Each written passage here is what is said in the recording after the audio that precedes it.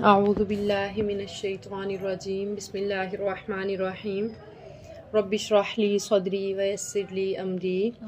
واحلل عقدۃ من لسانی یفقہوا قولی رب زدنا علما رب زدنا علما رب زدنا علما رب یسر ولا تعسر وتمم بالخیر اللہم فقہنا فی الدین۔ آیت نمبر 106۔ ما ننسخ جو ہم منسوخ کرتے ہیں، ما جو ننسخ ہم منسوخ کرتے ہیں، من آیتن کوئی آیت، او ننسیہا یا ہم اسے بھلا دیتے ہیں، نأتی تو لے آتے ہیں، بخیرن بہتر، منہا اس سے، او مثلیہا یا اس جیسی ہی۔ اچھا، قرآن مجید کا ایک رول یہ ہے، ابھی دوسرے سپارے میں آپ لوگ پڑھیں گے کہ شراب کے بارے میں، ابھی تو آپ کو شراب کا کیا حکم ہے؟ حرام ہے۔ ہاں جی، دوسرے سپارے میں پہلے یہ حکم نازل ہوا، یسألونک عن الخمر والمیسر قل فیہما اثم کبیر ومنافع للناس۔ اللہ تعالیٰ نے کہا کہ لوگ آپ سے اے نبی شراب اور جوئے کے بارے میں پوچھتے ہیں، آپ انہیں کہیں کہ اس میں فائدہ کم ہے، نقصان زیادہ ہے۔ پہلا حکم قرآن مجید کا یہ تھا کہ اس میں فائدہ کم ہے، نقصان زیادہ ہے۔ اس آیت میں یہ بتایا جا رہا ہے کہ موقع اور وقت کی مناسبت سے اللہ تعالیٰ ایک حکم کو نازل کرتے تھے، پھر کچھ ٹائم بعد جب شراب فائدہ کم اور نقصان بتا دیا گیا، لوگوں نے شراب بڑی عام ہو گئی، پیتے رہے، پھر کیا ہوتا ہے کہ شراب پینے سے انسان کے حواس کنٹرول میں نہیں رہتے، اور یہ سارے معاملات جو ہوتے ہیں شراب پینے سے۔ تو دوسرا حکم پھر اللہ تعالیٰ نے 5ویں سپارے میں نازل کیا، یا ایھا الذین آمنوا لا تقربوا الصلاۃ وانتم سکارا، کہ جب تم نشے کی حالت میں آؤ تم نے نماز نہیں پڑھنی، یعنی جب تم نے نشہ کیا ہوا ہے، شراب پی ہوئی ہے، تم نے نماز کے قریب نہیں جانا، کیونکہ نشے میں انسان کو پتہ نہیں ہوتا وہ کیا بول رہا ہے، یہ ہم نے سنا دیکھا تو ہوا ہے۔ تو پھر کیا ہوتا ہے نماز میں انسان، وہ جو نشے کی حالت میں لوگ نماز پڑھنا شروع کرتے تھے، پھر یہ ہوتا تھا قرآن مجید کے الفاظ زبر کی جگہ زیر، زیر کی جگہ پیش پڑھ لیتے تھے، تو پھر وہ جو ورڈ سارا ان کا میننگ چینج ہو جاتا تھا، بجائے ثواب کے گناہ ملنے لگتا تھا۔ 5ویں سپارے میں بھی اللہ نے حکم فوراً طور پہ یہ نازل نہیں کیا کہ شراب چھوڑ دو۔ 7ویں سپارے میں پھر اللہ تعالیٰ نے کہہ دیا، حکم نازل ہو گیا کہ جو شراب ہے یہ گناہ کی بات ہے، حرام چیز ہے، اس کے قریب فاجتنبوہ، اس سے بچو، لعلکم تفلحون، تاکہ تم کامیاب ہو جاؤ۔ یعنی 7ویں سپارے میں ایگزیکٹ اس کا حکم آ گیا کہ اس کو شراب کو چھوڑ دو، تو اس آیت میں وہ بتایا گیا۔ سمجھ آئی اس آیت کی اس سے کیا مراد ہے؟ اللہ تعالیٰ کہہ رہے ہیں ما ننسخ من آیت او ننسیہا نأتی بخیر منہا او مثلیہا، جو ہم منسوخ کرتے ہیں کوئی آیت یا ہم اسے بھلا دیتے ہیں، نأتی بخیر منہا تو ہم اس سے بہتر لے آتے ہیں، او مثلیہا یا اس سے ملتی جلتی ہی لے آتے ہیں۔ علم کیا نہیں، تعلم تم جانتے، ترجمہ کریں، ان اللہ علی کل شیء قدیر،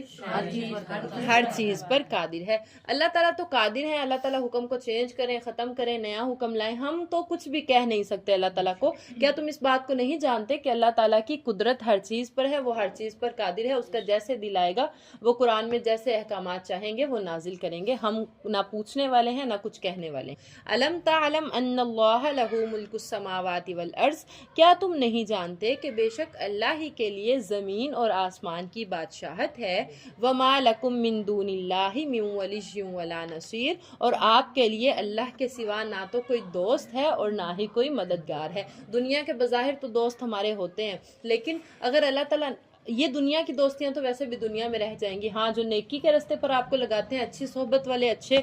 قرآن والے آپ کے دوست ہیں، جو آپ کو اس راستے پر لاتے ہیں یا آپ کے ساتھ اس راستے پر چلتے ہیں، وہ دوستیاں تو پھر آگے بھی قائم رہیں گی۔ ادروائز جو دوسرے دوست ہیں جو آپ کو غلط کاموں پر لے کے جاتے ہیں، وہ دنیا تک ہی دوستیاں ہوں گی، قیامت کے دن پھر اللہ کے سوا انسان کے یا تو اپنے اعمال ہوں گے جن کے بل بوتے پر اس کا حساب کتاب ہوگا، جنت یا جہنم اس کے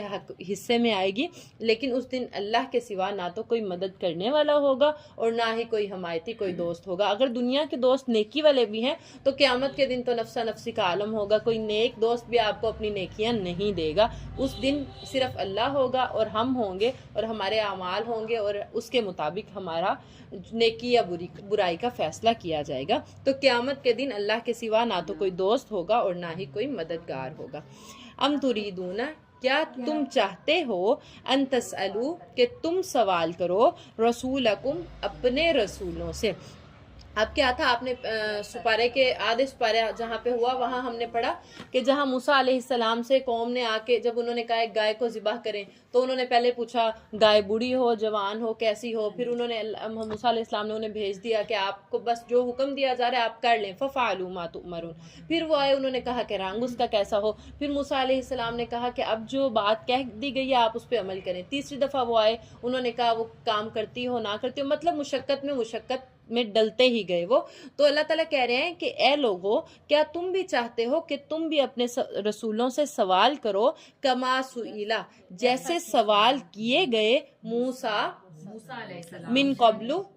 ہاں کیا تم بھی چاہتے ہو؟ اب کیا تھا کہ مشرکین مکہ جو تھے یا اللہ کے نبی کو جو پریشان کرنے والے لوگ تھے وہ بے جا سوالات آ کے کرتے رہتے تھے، اللہ کے نبی کوئی بات سمجھا رہے ہوتے تھے وہ بات کے اندر ٹوکتے تھے، کوئی نہ کوئی فضول سوال کرتے تھے۔ تو اللہ تعالیٰ نے اس آیت کو نازل کیا کہ کیا تم چاہتے ہو کہ جیسے موسیٰ علیہ السلام سے پہلے سوالات کیے گئے تھے تم بھی اپنے رسولوں سے ویسے ہی سوال کرو، ومن ترجمہ کریں، ہاں اور جو یتبدل الکفر،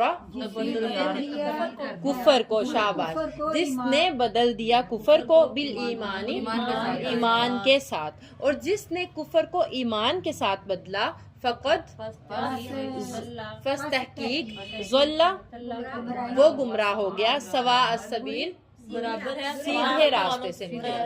سبیل راستہ، سوا سیدھا، برابر جو سیدھا راستہ ہوتا ہے۔ جی اللہ تعالیٰ کہہ رہے ہیں کیا تم چاہتے ہو کہ تم اپنے رسولوں سے ویسے ہی سوال کرو جیسے موسیٰ علیہ السلام سے سوال کیے گئے اس سے پہلے، وَمَن يَتَبَدَّلِ الْكُفْرَ بِالْإِيمَانِ، اور جو کوئی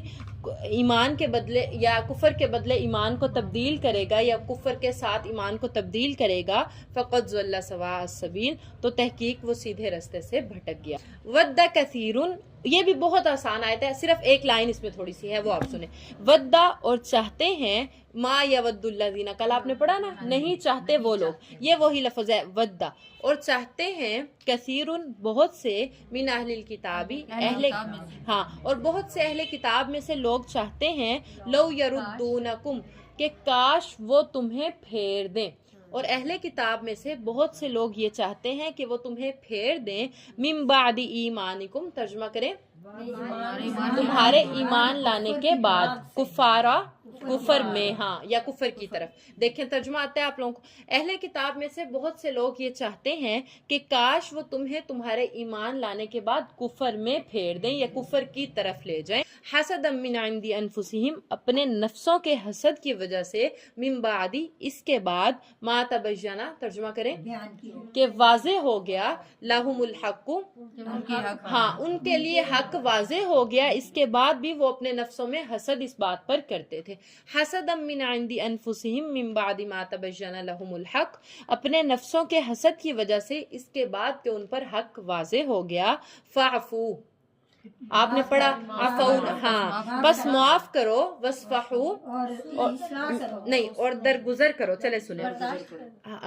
ہاں درگزر کرو، برداشت کرو، فاعفو، اے نبی یا اے ایمان والو آپ انہیں معاف کر دیں، وصفحو، اور ان سے درگزر کریں، حتی یأتی اللہ، یہاں تک کہ آ جائے اللہ کا، بِأَمْرِهِ، اس کا حکم آ جائے، اے نبی یا اے ایمان والو آپ انہیں معاف کر دیں اور ان سے درگزر کریں یہاں تک کہ اللہ کا حکم آ جائے، ان اللہ علی کل شیء قدیر، قیموا الصلاۃ، اور نماز قائم کرو، وآتوا الزکاۃ، اور زکوٰۃ ادا کرو، وما، اور جو،